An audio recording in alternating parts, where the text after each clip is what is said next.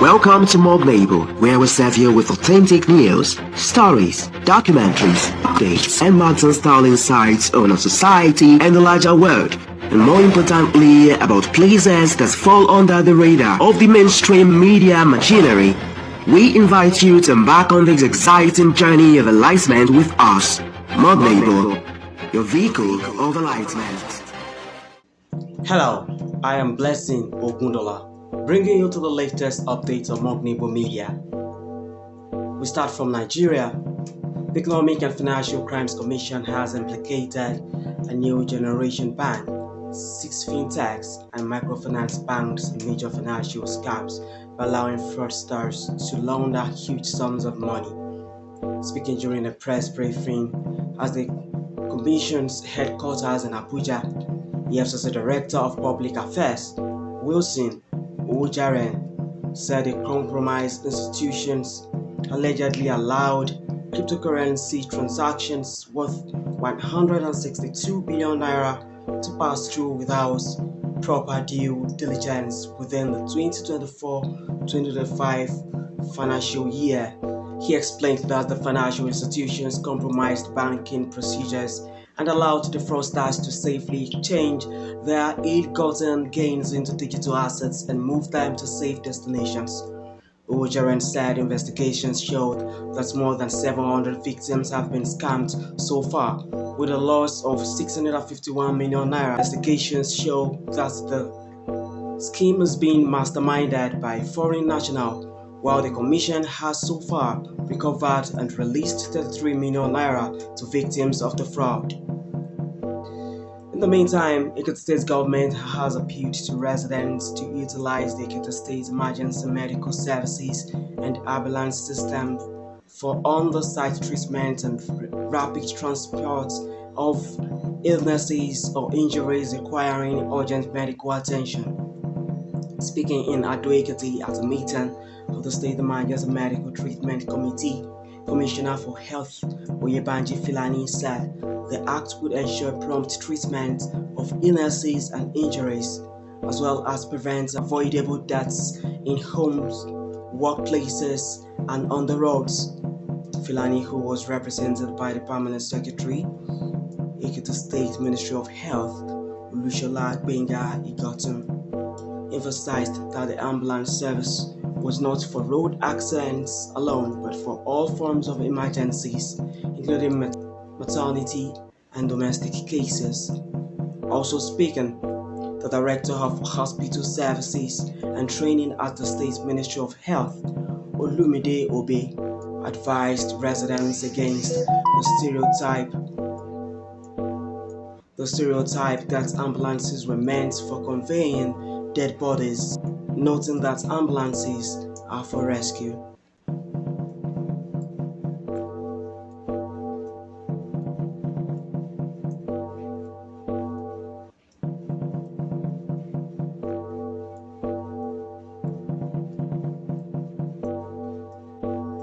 In the meantime, Anambra State Governor Charles Soludo has defended his decision to close the Onitsha main markets for 1 week after traders continue to comply with the IPOB enforced Monday sit-at-home order. In a news conference, Soludo doubled down on his decision, expressing frustration at the traders' decision to stay off business premises on Monday, despite prior warnings from the government to end adherence to the sit-at-home order. He reaffirmed that the markets will remain shut for 1 week as a punitive measure, insisting the mandated closure must be served in full. He also dismissed security concerns as a valid excuse for the closures, highlighting that apart from the security measures already put in place by his government, over 150 security officials are currently stationed within the Onitsha main market alone. Now in Somalia, scuffles and shouting have broken out during a joint session of Somalis Parliament after the Speaker attempted to advance proposed constitutional amendments that opposition lawmakers said would extend Parliament's mandate. The disorder erupted when the Parliament Speaker, Adan Madobe, announced an unexpected agenda to amend 5 chapters of the Provisional Constitution and moved to distribute written copies to lawmakers at the start of the season. Videos on social media showed Internal Security Minister Abdullahi Ismail, a member of the upper house who supported the agenda, engaging in a physical confrontation with an opposition lawmaker, Hassan Yari. Lawmakers opposed to the move tore up agenda papers, shouted slogans and blew whistles, bringing proceedings to a halt. Madobe adjourned the session, warning that disciplinary measures would be taken against those responsible for the disruptions. In another development, in Nigeria, sustained gunfire and loud blast were heard early today near Niamey International Airport in Niger. Multiple eyewitnesses accounts and videos showed air defense systems engaging unidentified projectiles. Reports say the situation later calmed down, with an official reportedly saying the situation was now under control. According to residents of a neighborhood near the Diori Hamani International Airport, the gunfire and blast began shortly after midnight. The airport houses an Air Force base and is located about 10 kilometers from the presidential palace. In South Africa, a crash involving a minibus, taxi, and a truck has killed 11 people in South Africa. The crash happened in the eastern KwaZulu-Natal province.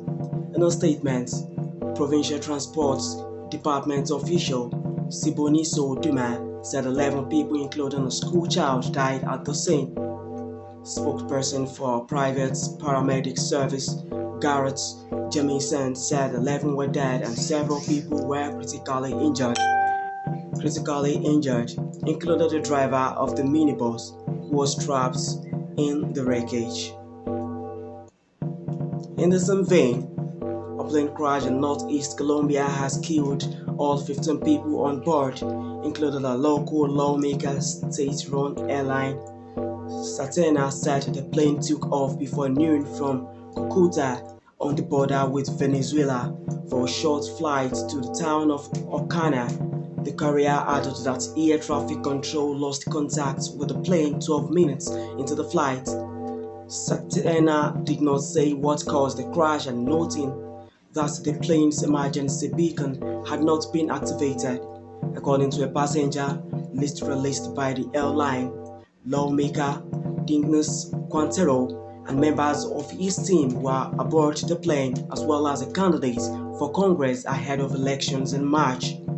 Ecuador's prosecutor's office has raided homes of politicians from former President Rafael Correa's party. The raids are connected to investigation of an alleged illicit money from Venezuela used to finance the 2023 presidential campaign. The prosecutor's office said the raids targeted presidential candidates Luisa Gonzalez and other members of the Citizens Revolution Party as part of a probe into alleged organized crime and money laundering. Prosecutors allege that cash from Venezuela was used to finance the campaign without providing further details. On sports, more than $1 million in fines and bans for Senegal and Morocco have followed the Africa Cup final this month. The Confederation of African Football said the Senegalese Football Association was fined $615,000. The Moroccan Football Association was fined $315,000, and Senegal coach Pep Thiaw fined $100 and suspended for 4 African games for bringing the game into disrepute. Senegal players Iliman Ndiaye and Ismaila Sarr were banned for 2 African games. Morocco's Achraf Hakimi banned for 2 games, with one suspended, and Morocco's Ismail Saibari banned for 3 games and fined $100 for unsporting behavior. In the January 18 final in Rabat won by Senegal, Senegal left the field in protest during stoppage time for 15 minutes. Fans tried to storm the field and fighting broke out among journalists afterwards. That's all for now from Morganable Media. I am Blessing Ogundola. Thanks for watching us today and for joining us on our journey of enlightenment. Morganable, the vehicle of enlightenment.